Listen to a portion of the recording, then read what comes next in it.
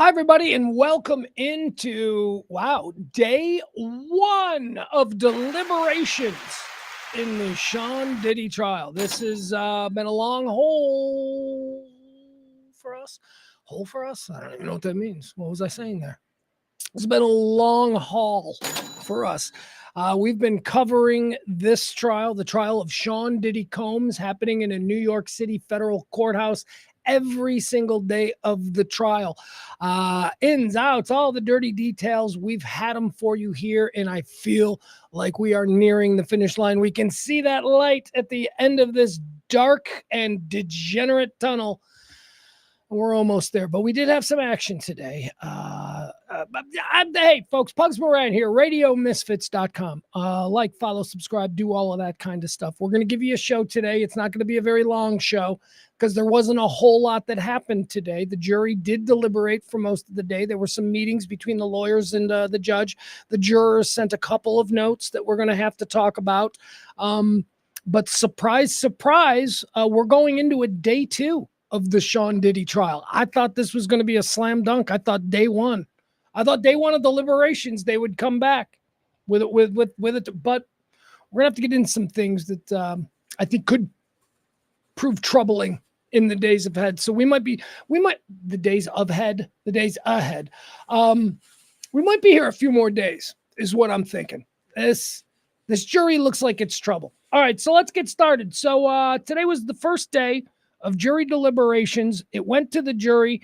Here's how it started. The judge gave his instructions to the jury on how they should look at all of these charges, what they are going to be deciding, and how they need to decide. Well, not how they need to decide, but you know what I mean? How they judged instructions to the jury.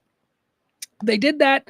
Then the jury was tasked with the job of establishing a foreman, which I thought was interesting, because I just assumed there was already a foreman. I think from movies and TVs that foremen of juries, aren't they decided before the trial starts? Isn't there like a boss? I guess not. I guess they're chosen after the trial and the witness and testimony and all that stuff happens.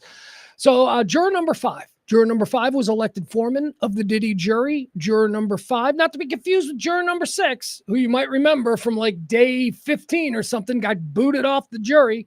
Juror number 6 was a guy who lied about where he lived, so he had to be replaced. It's juror number 5 who has been elected the foreman. And wouldn't you know it, about a half hour into deliberations, the jury sends a note to Judge Aaron Subramanian. Juror's got a problem, and it's a big problem. It's a real problem. As I said, they sent 2 notes. The first one's the problem note. The first note sent to the judge from the foreman of the jury. Here, let me read it to you. Make sure we get the exact words here. I mean, I can freeball it. I can just extemporaneously, All right. The judge received a note from the jury that reads, "We have a juror, number 25, who we are concerned cannot follow your honor's instructions.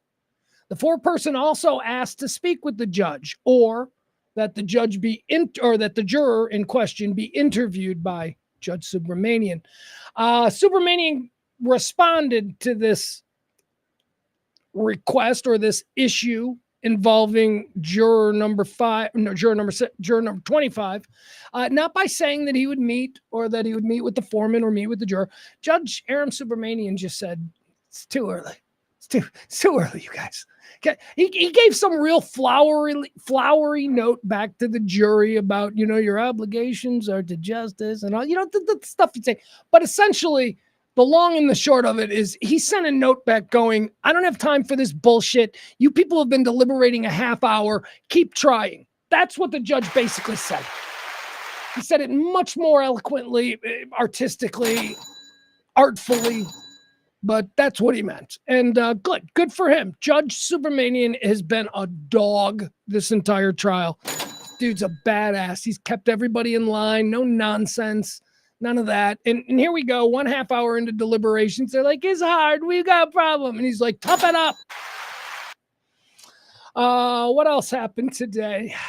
They deliberated. They deliberated for about 5 hours after the judge sent the note back. Oh, by the way, we should talk about this. It's kind of a big deal. It's a big deal that this early on, we've got a juror number 25 who the foreman is saying we can't work with this guy. This guy is not. What does that suggest? Does that suggest that all the other jurors are on the same page and in agreement, and there's this one guy who a half hour in is already a holdout? And what do I think that means? Well, what I think that means is because I believe this jury is going to acquit easily without much thought. I think that the jury is pretty much all in agreement to acquit, and that 25 is like, nope. And remember the way they worded it to the judge. He's incapable of following your instructions. Well, one of the instructions was regarding the Cassie beatdown video. See, he's not on trial for that. That's just in evidence to show the overall, horror of, the existence of living in Diddy's universe. He's not on trial for that. And the judge would have told the jury that you can't just vote to convict him because you saw the video of him ragdolling. He's not on trial for that. And I wonder if there's a juror number 25 who just cannot follow that instruction and is like, no, I don't care. I don't care what the rest said. I saw what he did to that girl, and I'm going to convict him based on that. If that's the case, that's a problem. That's a hung jury thing. If this guy or this person, we don't know if it's a guy or a girl, is truly dug in, and that is and I might be wrong, but I've been following it pretty closely. That's the only thing that makes sense to me. And it is significant. Here, this is, I'll read you this. This is from some attorney. Is this Allie Rosenblum? Maybe? I don't know. Shortly after the jury began deliberations, the foreperson sent a note to the judge expressing concern that juror 25 cannot follow Your Honor's instructions. This is a significant development in the case because the concern is being raised so early in deliberations. Okay, the attorney here is Alan Turkheimer.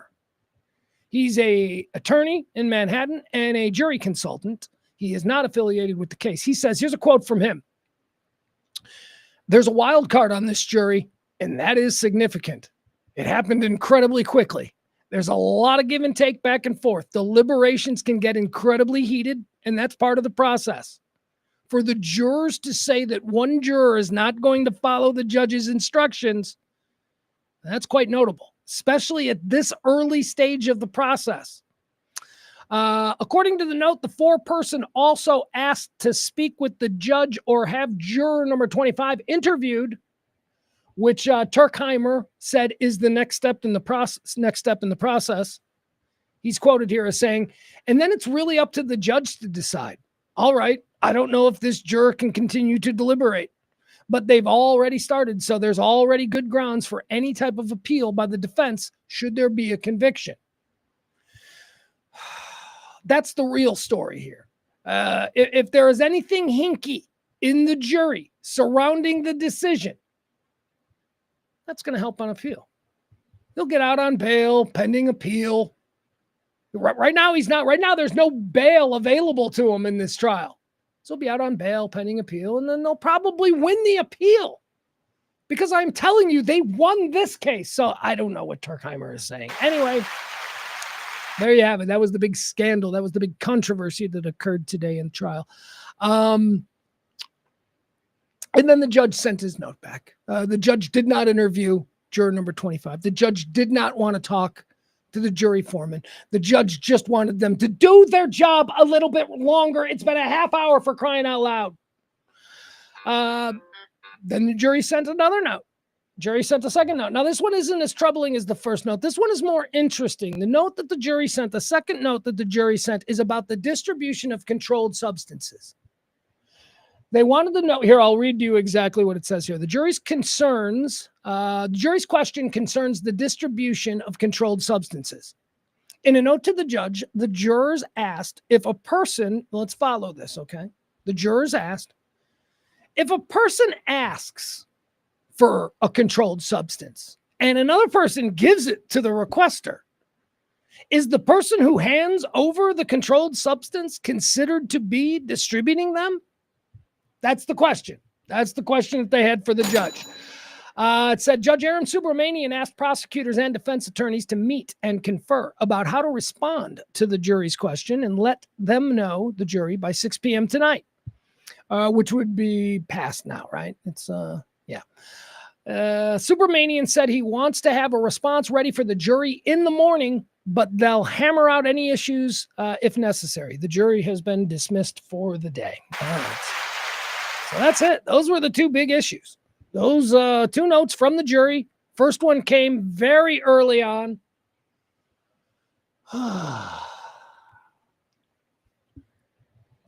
I'm starting to worry, guys. I really thought this was going to be a slam dunk. I thought the jury would return on day one with an acquittal and we'd all be able to go home. But as it stands, we will be back for day 2 of jury deliberations. I know. What is this, a 12-minute show?